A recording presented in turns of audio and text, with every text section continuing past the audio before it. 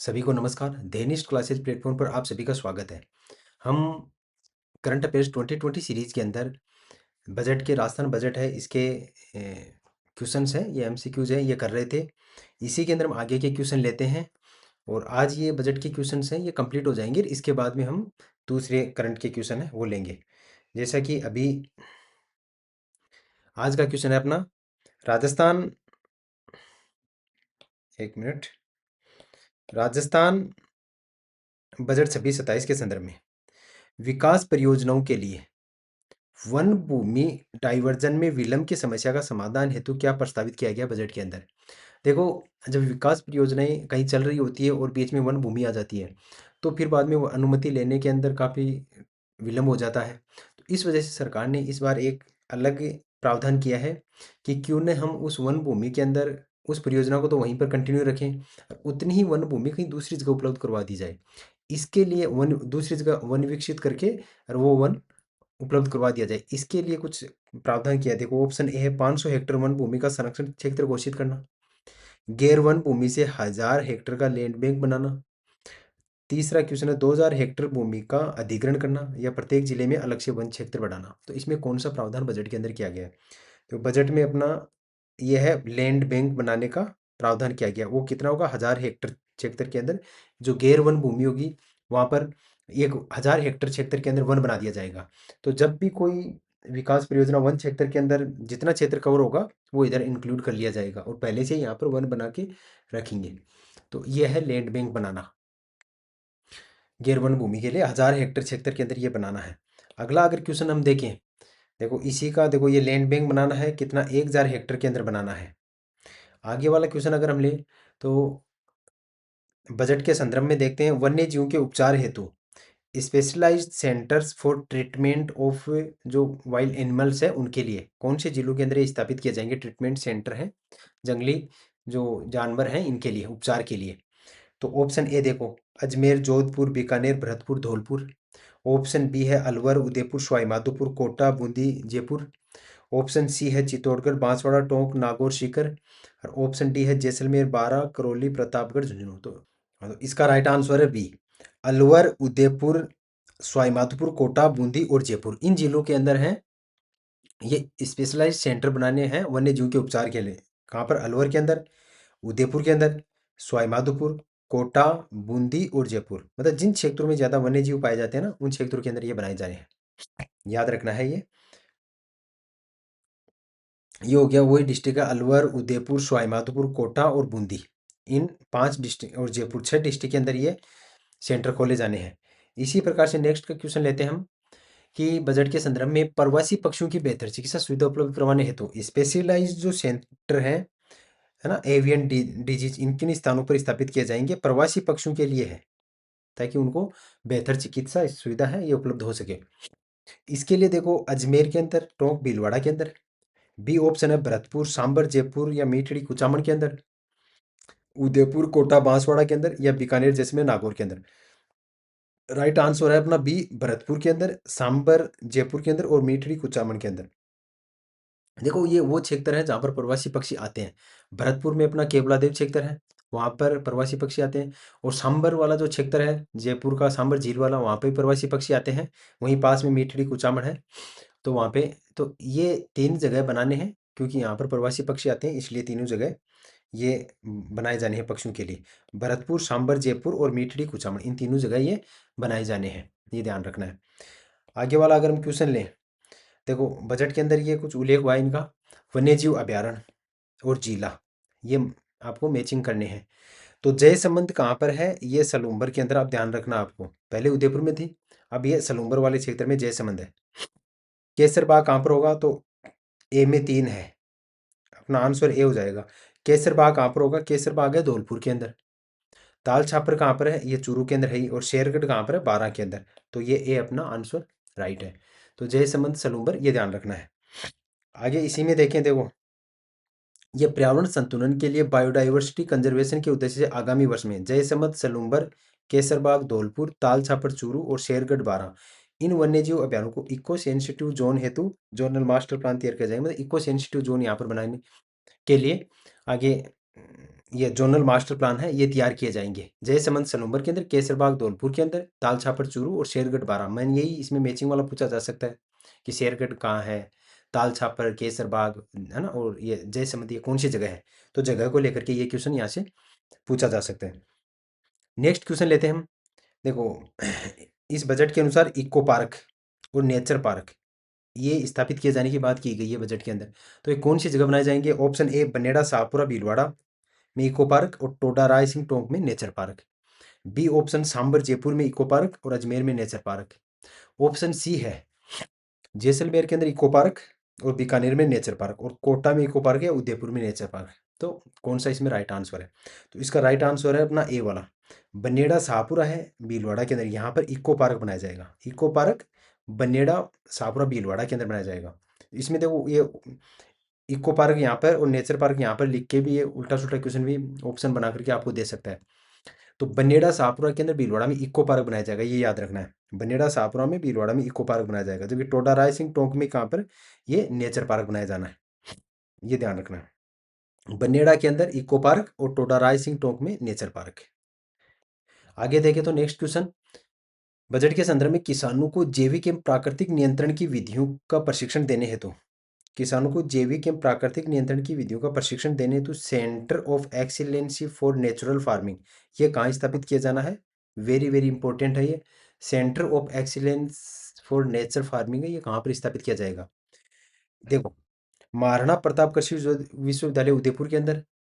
Option B है स्वामी केशवानंद कृषि विश्वविद्यालय बीकानेर के अंदर। और सी ऑप्शन है श्री करण नरेंद्र कृषि विश्वविद्यालय जोबनेर जयपुर के अंदर। और डी है कृषि विश्वविद्यालय कोटा के अंदर। तो ये कौन सी जगह स्थापित किया जाना है? तो इसका देखो राइट आंसर होगा सी, श्री करण नरेंद्र कृषि विश्वविद्यालय जोबनेर जयपुर के अंदर, यहाँ पर ये स्थापित किया जाना वेरी वेरी इंपॉर्टेंट है। अगला क्वेश्चन लेते हैं हम अपना, राजस्थान बजट 26-27 के संदर्भ में। इसमें ग्रीन एनर्जी है, ग्रीन एनर्जी को बढ़ावा देने हेतु बायोवेस्ट पर्यावरण अनुकूल उपयोग के लिए पीपीपी मोड पर ये कंप्रेस्ड बायोगैस प्लांट्स है, ये कौन सी जगह स्थापित किए जाने जाएंगे, है ना? ग्रीन एनर्जी को बढ़ावा देने के लिए ये कंप्रेस्ड बायोगैस प्लांट्स हैं, ये स्थापित किए जाने हैं। ये कौन सी जगह स्थापित किए जाएंगे? ऑप्शन ए अजमेर कोटा के अंदर, बी जयपुर जोधपुर के अंदर, सी बीकानेर उदयपुर के अंदर, और डी ऑप्शन है अपना अलवर या भरतपुर के अंदर। कौन सी जगह स्थापित किए जाने हैं? इसका राइट आंसर है बी वाला, जयपुर के अंदर और जोधपुर के अंदर ये स्थापित किए जाएंगे। कंप्रेस्ड बायोगैस प्लांट्स हैं, जयपुर और जोधपुर इनके अंदर स्थापित किए जाएंगे। आप देखोगे ये नगर निगम जयपुर के अंदर और जोधपुर यहाँ पर, है ना, और पीपीपी मोड पे ये स्थापित किए जाने हैं ग्रीन एनर्जी को बढ़ावा देने के उद्देश्य से, चाहे ताकि जो बायो वेस्ट है उसके पर्यावरण अनुकूल उसका उपयोग किया जा सके। नेक्स्ट क्वेश्चन देखते हैं, राजस्थान बजट 26-27 के अंतर्गत पर्यावरण संरक्षण एवं प्रदूषण नियंत्रण के क्षेत्र में पर्यावरण संरक्षण के लिए रिसर्च एंड डेवलपमेंट R&D हेतु स्टेट ऑफ द आर्ट ये प्रयोगशाला स्थापित की जानी है, ये कौन सी जगह स्थापित की जाएगी, है ना, ताकि इसके लिए बेहतर तरीके से और टेक्निक्स हैं और विधियां हैं ये अपनाई जा सकें। तो उसके लिए स्टेट ऑफ द आर्ट प्रयोगशाला स्थापित की जाएगी। ये कौन सी जगह स्थापित की जानी है? ऑप्शन ए उदयपुर के अंदर, बी है जयपुर के अंदर, सी जोधपुर के अंदर, और डी है कोटा के अंदर।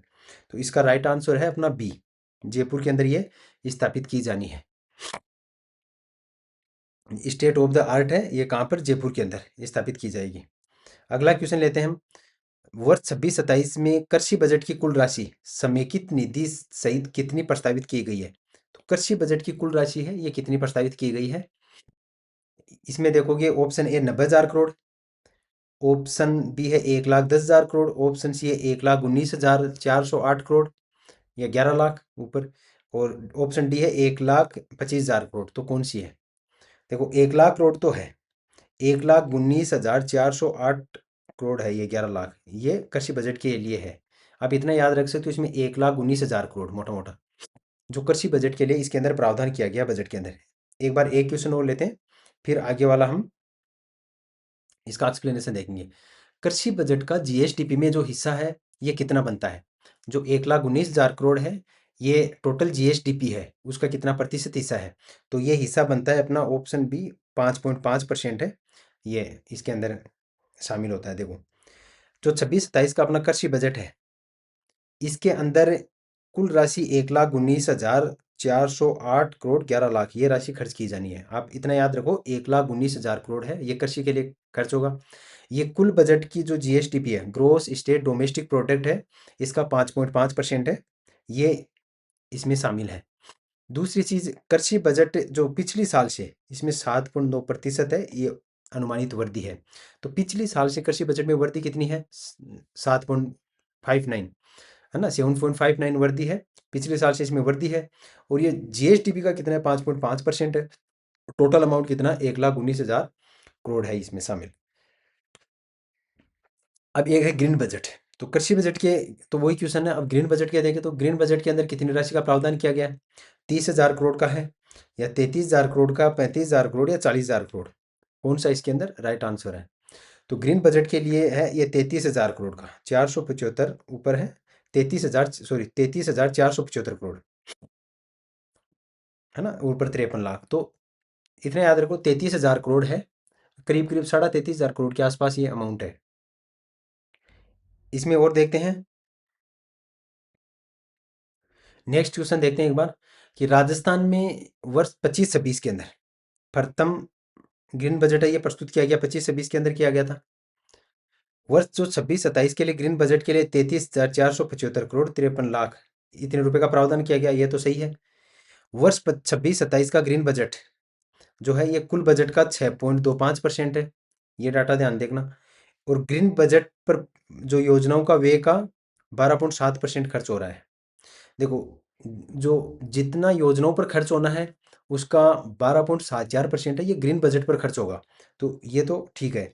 और ग्रीन बजट कुल बजट का 6.25% ना होकर के ये गलत है, ये है लगभग 5.5% के आसपास है, 5.48% है एग्जिट वैल्यू।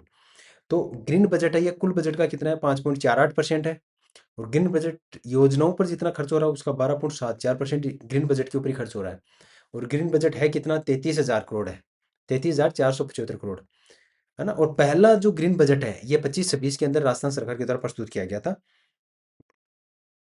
आप इसमें देखोगे, हरित राजस्थान बनाने का सरकार का उद्देश्य है, इसी के लिए 25-26 के अंदर ग्रीन बजट है ये प्रस्तुत किया गया था। और इस बजट के अंदर आप देखोगे 33,475 करोड़ का प्रावधान इस बार किया गया 26-27 के लिए। दूसरी चीज, योजनाओं पर खर्च हो रहा उसका 12.74% यहाँ पर खर्च होगा। और कुल बजट का 5.48% ये टोटल हिस्सा बनता है। और गत वर्ष से इसमें 20.18% की वृद्धि की गई है इस बार। राजस्थान बजट 26-27 के अनुसार राजकोषीय घाटा। अब देखो, ये राजकोषीय घाटा इनको लेकर के एक दो क्वेश्चन ये शामिल किए हैं, क्योंकि ये जब शुरू में सभी क्वेश्चन किए थे तो ये एक दो चीज़ हैं ये मुझे और एक्सप्लेन करनी थी, कई बच्चों को लेकर के यहाँ पर डाउट हो सकता है। देखो, राजकोषीय जो घाटा है ये अनुमानित कितना था? ये हमने वहां पर देखा था 79,000 करोड़, ये था राजकोषीय घाटा।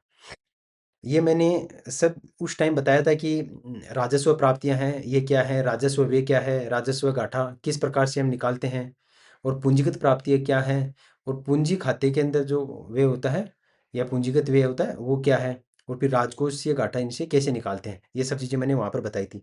यहाँ पर एक चीज़ और देखना आप, देखो, मैंने ये चीज़ बताई थी कि राजस्व प्राप्ति और राजस्व व्यय इन जब दोनों का डिफरेंस निकालेंगे तो राजस्व घाटा आता है। और जो है अपना 24,000 करोड़ है ना, प्लस 24,000 करोड़ है, ये राजस्व घाटा है। अब राजस्व प्राप्ति कितनी? 325 है। और राजस्व व्यय कितना है? 350, ये है। अब इसी प्रकार से पूंजीगत प्राप्तियां कितनी है? 285, और पूंजीगत व्यय कितना है? 260 है।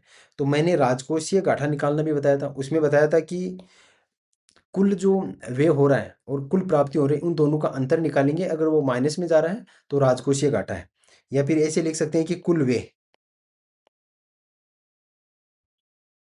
जो व्यय हो रहा है उसमें से कुल प्राप्तियां, सरकार की जो कुल प्राप्तियां हैं अगर वो इसमें से घटाएंगे तो वो निकल के आएगा राजकोषीय घाटा। लेकिन आप एक चीज देखोगे यहाँ पर, अब सरकार का कुल खर्चा देखें हम, एक मिनट, इन डेटा से हम देखो एक बार। देखो, कुल जो सरकार का खर्चा है 3,50,000 तो यहाँ पर है, 3,50,000 करोड़, आगे वाला अमाउंट एक बार नहीं ले रहे हम। और पूंजीगत जो खर्चा हो रहा है ये 2,60,000 करोड़ हो रहा है। तो 3,50,000 करोड़ और 2,60,000 करोड़, 3 2 5, और ये हो गया 6,10,000 करोड़ हो जाएगा। तो कुल खर्चा हो रहा है गवर्नमेंट का, मैं यहाँ पर लिख रहा हूँ, ये है 6,10,000 करोड़। ठीक है, इसमें से हमें घटाना है कुल सरकार की प्राप्तियां। अब कुल सरकार की प्राप्तियां आप देखोगे 3,25,000 है, और पूंजीगत प्राप्तियां हैं 2,25,000 करोड़। तो ये हो गया 3 2 5 और छः, वही 6 10 ये आ रहा है लगभग है। आगे इनमें और भी वैल्यू, लेकिन लगभग 6,10,000 करोड़ तो सरकार प्राप्त कर रही है, और 6,10,000 करोड़ ही सरकार खर्च कर रही है। तो फिर राजकोषीय घाटा तो जीरो होना चाहिए, लेकिन राजकोषीय घाटा हो कितना रहा है, 79,000 करोड़ का। ये इतना डिफरेंस क्यों आ रहा है, ये 79,000 करोड़ है, ये कैसे आ गए? जबकि हम निकाला तो यही था कि कुल व्यय में से सरकार का जो कुल खर्चा हो रहा है और सरकार कुल प्राप्त कर रही है, उन दोनों का अंतर निकालेंगे तो राजकोषीय घाटा होता है। लेकिन इसमें देखो एक चीज़ है, हम राजकोषीय घाटा है ये निकालते क्यों है? इसका मेन उद्देश्य ये होता है, ये जांच करना कि सरकार के ऊपर, सरकार को आगामी वर्ष के अंदर, कि बजट आगामी वर्ष का है, और आगामी वर्ष के अंदर सरकार को कितनी उधारी, मतलब कर्ज कितना लेना है, अपने खर्चों को पूरा करने के लिए हो या जो भी अपना निवेश करना हो, सबके लिए सरकार कितना कर्ज लेगी, वो है राजकोषीय घाटा। वास्तव में राजकोषीय घाटा यही दिखाता है कि सरकार को कितना कर्ज लेना पड़ेगा। तो उसको फाइंड आउट करने के लिए राजकोषीय घाटा है ये निकाला जाता है। अब इसमें देखोगे जो कुल व्यय है, ये कुल व्यय तो सरकार का राजस्व व्यय और पूंजीगत व्यय, ये टोटल कुल व्यय हो गया। लेकिन कुल प्राप्तियों के अंदर हम एक चीज देखते हैं यहाँ पर, देखो सरकार की राजस्व प्राप्तियां तो इसके अंदर शामिल होंगी होंगी। इसके अंदर मैं यहाँ पर ले लेता हूँ कि सरकार की जो राजस्व प्राप्तियां होंगी ना, वो तो इसके अंदर होंगी होंगी पूरी, है ना। बट इसमें प्लस क्या होगा, सरकार की पूंजीगत प्राप्तियों में सिर्फ वही प्राप्तियां होंगी जो विदाउट कर्ज के हैं, है ना। जो बिना कर्ज के या गैर ऋण सरकार की जो पूंजीगत प्राप्तियां हैं वो इसके अंदर शामिल होती हैं। इसके अंदर शामिल होती हैं सरकार की गैर ऋण पूंजी प्राप्तियां, गैर ऋण पूंजी प्राप्तियां, है ना, वो इसमें शामिल करते हैं हम।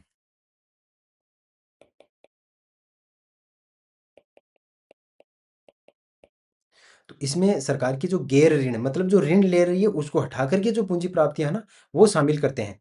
तो ये अमाउंट है जो 2,85,000 है, ये गैर ऋण पूंजी प्राप्तियां सरकार का, वो अमाउंट इसके अंदर है, तब ये जीरो आ रहा है। अगर ये इसके अंदर इंक्लूड करेंगे तो ये अंतर आएगा 79,000 करोड़ का, और 79,000 करोड़ है ये, इसी को दिखा रहा है कि सरकार को कितना ऋण लेना है। तो राजकोषीय घाटा है ये 79,492 करोड़ 52 लाख रुपए है। और इसको जीडीपी के, जो टोटल जीएसडीपी है उसके परसेंट के रूप में इसको इंडिकेट दर्शाया जाता है। देखो जो कितना है, अभी 1 मिनट में आपको दिखाता हूँ, 1 मिनट।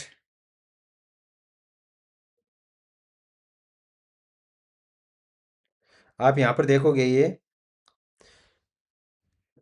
कि यहाँ पर बताया गया है कि सकल राज्य घरेलू उत्पाद 21,52,000 करोड़ है, ये जीएसटीपी का ये है।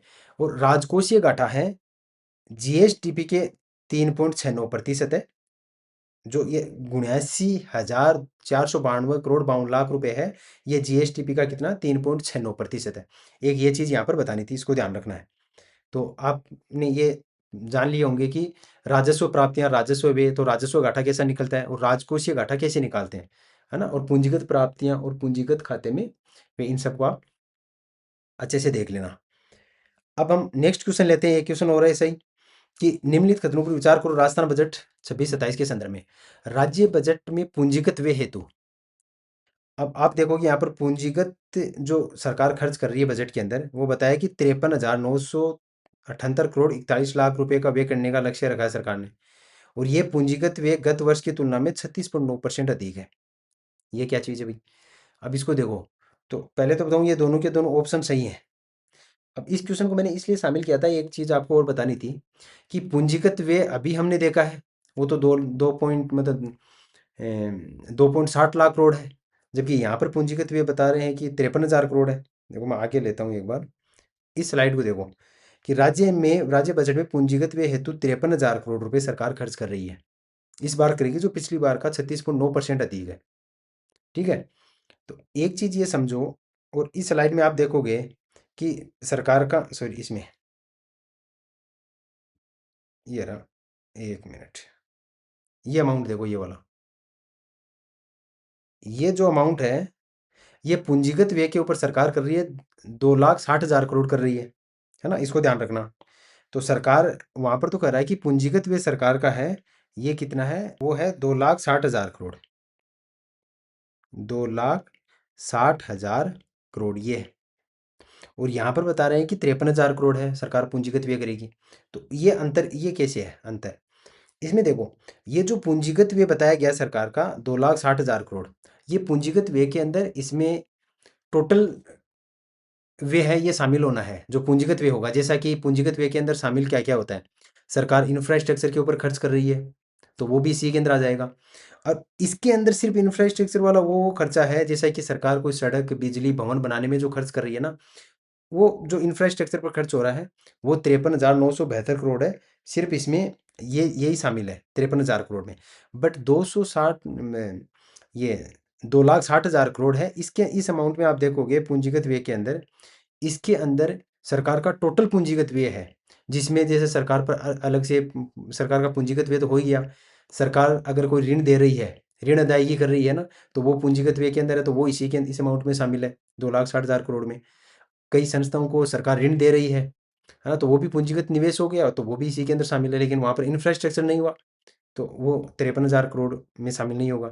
इसी प्रकार सरकार की अन्य जो वित्तीय देनदारियां हैं, उनको पूरा करने के लिए सरकार अगर पूंजीगत निवेश करती है ना, पूंजीगत व्यय होता है, तो वो इसके अंदर शामिल है। तो ये बड़ा अमाउंट है, ये थोड़ा ध्यान रखना। और 53,000 करोड़ है, ये सिर्फ और सिर्फ जो इंफ्रास्ट्रक्चर के ऊपर इस बजट के अंदर खर्च किया जाएगा, सड़क, बिजली, भवन वगैरह बनाने में, सिर्फ ये छोटा अमाउंट है और ये चीज़ है ना, इन दोनों के अंदर थोड़ा ध्यान रखना। अब एक यहाँ पर वर्ड और आया था बजट के अंदर, प्रभावी पूंजीगत व्यय, इफेक्टिव कैपिटल एक्सपेंडिचर, ये और आया था। तो ये क्या चीज़ है, अब आप देखोगे यहाँ पर बजट के अंदर बताया गया है कि सरकार पूंजीगत व्यय कितना कर रही है इस बजट के अंदर, 53,000 करोड़ करेगी। मैं यहाँ लिख रहा हूँ, ये 53,000 करोड़ है सरकार पूंजीगत व्यय करेगी। लेकिन यहाँ पर राज्य द्वारा 26-27 में कुल 1,00,000 करोड़ रुपए से अधिक का प्रभावी पूंजीगत व्यय ये किया जाए, मतलब इफेक्टिव कैपिटल एक्सपेंडिचर है, ये हो जाएगा। जबकि कैपिटल एक्सपेंडिचर कितना, 53,000 करोड़ कर रही है, लेकिन इफेक्टिव जो कैपिटल एक्सपेंडिचर है वो 1,00,000 करोड़ हो जाएगा। अब ये 1,00,000 करोड़ कैसे होगा, और ये होगा कि यहाँ पर बताया गया है कि जो 51,000 करोड़ रुपए है ना, 51,000 करोड़ है, ये खर्च हो रहा है। देखो, आपको एक चीज़ बताऊँ मैं, सरकार अगर अलग अलग स्कीम के अंदर भी पैसे खर्च होते हैं, और उन स्कीम के थ्रू भी अगर इंफ्रास्ट्रक्चर वगैरह, मतलब पूंजीगत निवेश होता है, कहीं पर इंफ्रास्ट्रक्चर बन रहा है, जैसा कि एमपी एमएलए है, इनको जो पैसे दिए जाते हैं, वो अपने क्षेत्र के अंदर अगर कोई निर्माण कार्य करवा रहे हैं, है ना, एज ए कोई इंफ्रास्ट्रक्चर बना रहे हैं, तो वास्तव में हुआ तो वो पूंजीगत के रूप में हुआ, एक संपत्ति क्रिएट हो रही सरकार की। कहीं पर स्कूल के अंदर कंप्यूटर लैब बना दी, या कहीं पर पानी की टंकी बना दी, तो वो है इन 53,000 करोड़ से अलग से पैसा खर्च होकर के वो बन रहा है, लेकिन बनी पूंजीगत संपत्ति है। तो इस प्रकार की जो संपत्तियां क्रिएट होंगी वो एक साल में 51,000 करोड़ की ये होनी है, और 53,000 करोड़ सरकार अलग से कर रही है। तो ये टोटल मिलाकर के जो कैपिटल एक्सपेंडिचर हो रहा है, वो उसको इफेक्टिव कैपिटल एक्सपेंडिचर बोलते हैं, वो 1,00,000 करोड़ रुपए है, ये हो रहा है। ये चीज़ आप थोड़ा सा ध्यान में रखना। तो आज के ये कंप्लीट क्वेश्चन हो गए हैं। इसी प्रकार से हम आगे हैं, बजट के तो कंप्लीट हो गए हैं, और जितने भी इम्पोर्टेंट थे वो सब के सब आगे हम करंट अफेयर्स के लेंगे, इकोनॉमिक सर्वे के क्वेश्चन है वो करेंगे। और आपको अगर ये समझ में आया हो, अच्छा लगा हो, तो आप इसको, चैनल को सब्सक्राइब कर लेना, और जो भी आपकी क्यूरीज हो उनको कमेंट सेक्शन के अंदर ज़रूर बताना, और अपने दोस्तों के साथ में ज़रूर शेयर करना। धन्यवाद।